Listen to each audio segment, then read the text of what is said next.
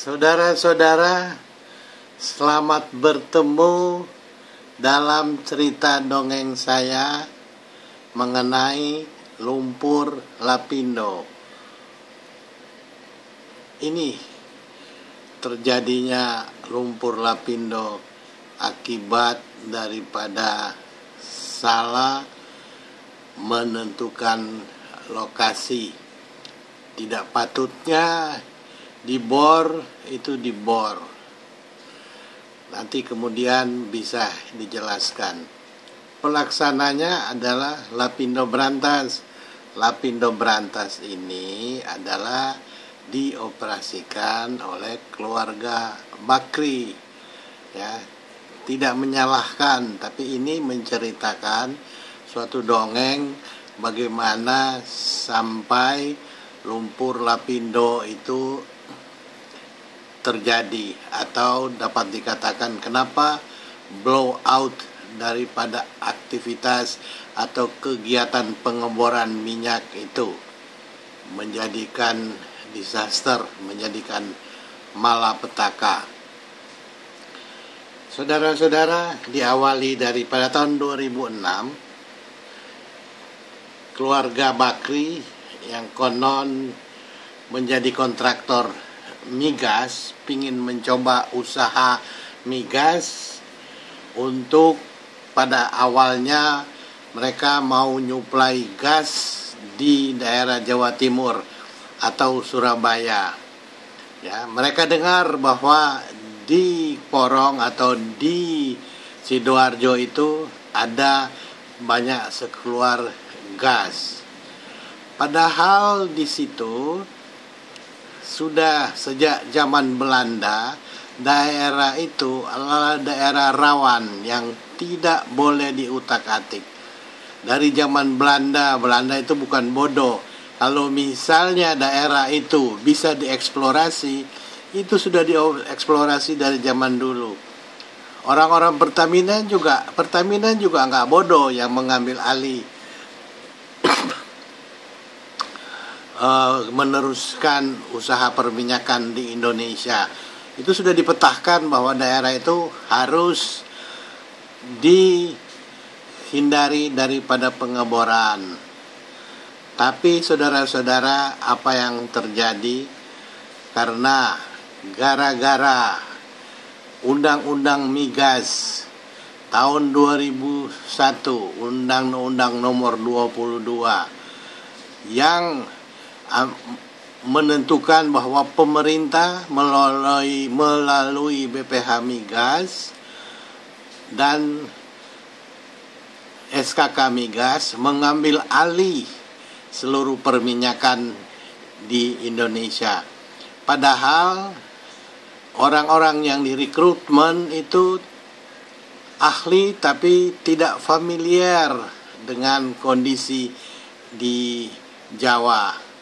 Pertamina disepelekan, Pertamina tidak dimintain pendapat atau saran. Padahal Pertamina bukannya juga bodoh, tidak tahu bahwa kenapa mesti jauh-jauh cari minyak di offshore kalau memang itu gampang dieksplorasi. Daerah itu memang sejak zaman Belanda sudah dikenal, daerah itu tidak boleh dieksplorasi, apalagi dengan perusahaan yang baru seperti Lapindo Brantas yang baru muncul, ya, yang terkesan masih partisan. Hanya pada saat itu, ya, bapak kita ini yang kita hormati, Bapak Bakri, dia seorang menteri dulu.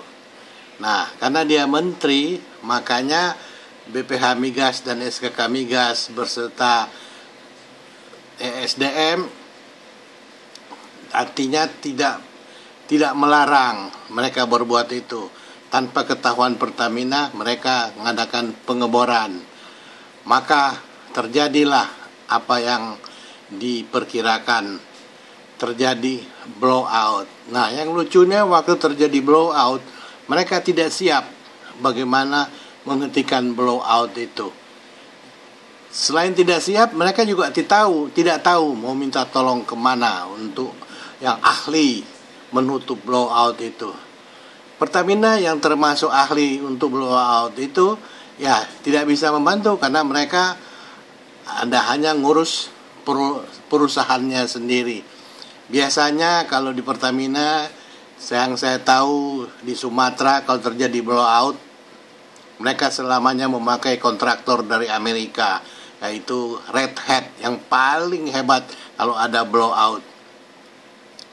Tapi Lapindo Brantas ini berusaha untuk menyelesaikannya sendiri sehingga bukannya bukan buntunya bisa tertutup, malahan makin meluas terjadi di mana-mana karena mereka tidak pengalaman untuk menyelesaikan itu. Nah, saya kembali dulu bahwa pada tahun 2001 memang sudah ada undang-undang migas. Jadi ini mereka partisan sekali karena tidak familiar. Mereka orang pintar tapi tidak familiar dengan migas, bisa menyebabkan ini. Dengan segala macam alasan mereka berusaha mengatakan bahwa ini adalah act of God atau karena terjadi gempa. Tidak begitu, saudara-saudara. Dari Pertamina sudah mengerti banget bahwa itu jangan diutak-utik. Nah, ternyata sekarang ya sudah untung kalau 50 tahun bisa berhenti, katanya bisa 100 tahun. Dan lumpur yang dikeluarkan itu akan dahsyat sekali. Jadi harus berhati-hati. Di sini Pertamina tidak bertanggung jawab. Ini karena salah kegiatan pengeboran yang tidak benar. Memang sih waktu itu pemerintah berusaha sekali untuk mencari minyak, tapi ya di Jawa itu, kalau minyak di Jawa, kalau Pertamina memang dari dulu sudah mau menggalinya tapi tidak aman. Nah, kita waktu itu memang tahun 2006 perlu sekali minyak karena kita punya tahun 2006 itu produksi kita itu menurun sekali sampai bawah ini. Jadi saudara-saudara sekalian, karena kita menurun, jadi saya juga sampaikan keadaan sekarang mulai tahun 2014 saking menurun. Ya kita tinggalkan dulu masalah Lapindo tadi, biarlah lumpurnya jalan terus. Rakyatnya minta ganti, ya harusnya sudah diganti. Nah, pemakaian minyak itu naik terus. Jadi saudara-saudara, pada kesempatan ini pemerintah yang sekarang ini 2014 diwariskan keadaan yang demikian. Produksi cuma sedikit, import menumpuk, harga minyak luar negeri turun.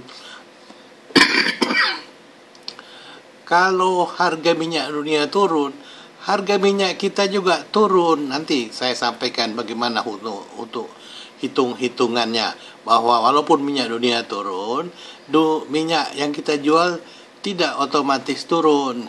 Karena kalau minyak kita juga turun, berarti penjualannya atau pasokannya minyak itu, pasokannya untuk APBN juga ikut turun, ikut menderita.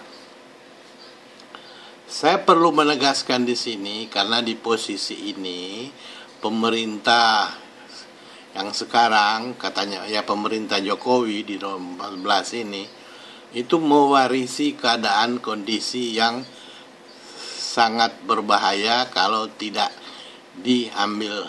dilaksanakan dengan hati-hati, dengan kerja, tidak boleh lengah. Di sini juga walaupun di demo oleh buruh atau mahasiswa, oleh siapa saja, itu karena mereka nggak mengerti bahwa kondisi kita ini sudah sangat berbahaya. Kalau mereka diberikan pengertian yang jelas, apalagi mahasiswa, mereka orang-orang terdidik, saya kira mereka bisa mengerti, nggak usah demo deh, percuma. Kalau zaman dulu, saya kembali lagi zaman dulu pada waktu menurun, ya, waktu pemerintah yang dulu kalau di demo takut dinaikkan, akhirnya kita nggak punya uang untuk investasi di sini, nggak punya uang, jadi kita menurun terus, terpaksa harus import. Nah, banyak sekali memakai uang. Nah, uang itu terpaksa minjam. Nah, itu melalui jual obligasi. Nah, obligasi itu dibeli orang asing, ya dibeli sama orang Indonesia juga. Orang tidak nyambung, ya. Rakyat mungkin tidak mengerti hubungan antara obligasi, hubungan antara defisit APBN dan undang-undang APBN, dan bagaimana mengelola keadaan sekarang ini sehingga proyek-proyek infrastruktur dari pemerintah bisa dijalankan. Kalau tidak ada uang, bagaimana menjalankan ekonomi dan membiayai infrastruktur?